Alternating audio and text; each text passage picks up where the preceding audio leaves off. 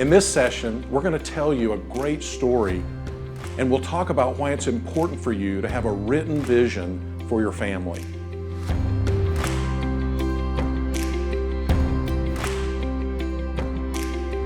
I want to start this series by reading to you my favorite story. It comes from Chicken Soup for the Soul by Jack Canfield and Mark Victor Hansen.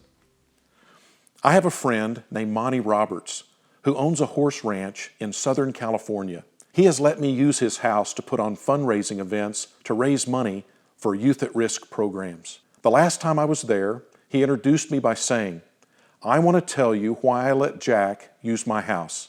It all goes back to the story about a young man who was the son of an itinerant horse trainer who would go from stable to stable, racetrack to racetrack, farm to farm, and ranch to ranch training horses. As a result, the boy's high school career was continually interrupted. When he was a senior, he was asked to write a paper about what he wanted to be and do when he grew up. That night, he wrote a 7-page paper describing his goal of someday owning a horse ranch. He wrote about his dream in great detail. He even drew a diagram of a 200-acre ranch showing the location of the buildings, the stables, and the track. Then he drew a detailed floor plan for a 4,000 square foot house that would sit on a 200-acre dream ranch. He put a great deal of his heart into the project, and the next day he handed it in to his teacher.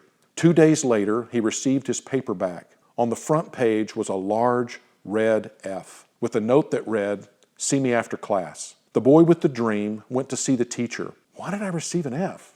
The teacher said, "This is an unrealistic dream for a boy like you.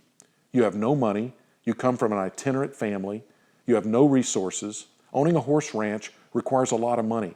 You have to buy the land, you have to pay for the original breeding stock, and later you have to pay large stud fees. There's no way you could ever do it." Then the teacher added, "If you'll rewrite this paper with a more realistic goal, I'll reconsider your grade." The boy went home and thought about it long and hard. He asked his father what he should do. His father said, "Look, son, you have to make up your own mind on this. However, I think it's a very important decision for you." Finally, after sitting with it for a week, the boy turned in the same paper, making no changes at all. He stated, "You keep the F, and I'll keep my dream."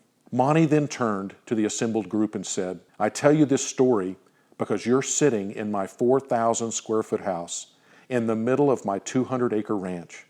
I still have that school paper framed over the fireplace. The best part of the story is that 2 summers ago, that same school teacher brought 30 kids to camp out on my ranch for a week. When the teacher was leaving, he said, 'Look, Monty, I can tell you this now. When I was your teacher, I was something of a dream stealer. During those years, I stole a lot of kids' dreams. Fortunately, you had enough gumption not to give up on yours.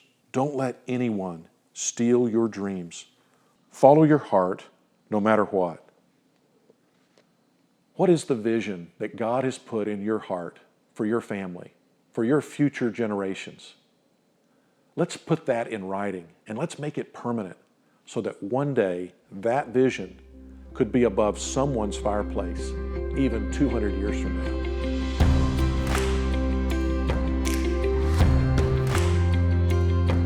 Today, we've talked about the importance of writing your vision down and keeping it in a place where you can see it and talk about it. Hundreds of years ago, pilgrims left safety and security to take a huge risk crossing the Atlantic. In our next session, we'll talk about the power of vision.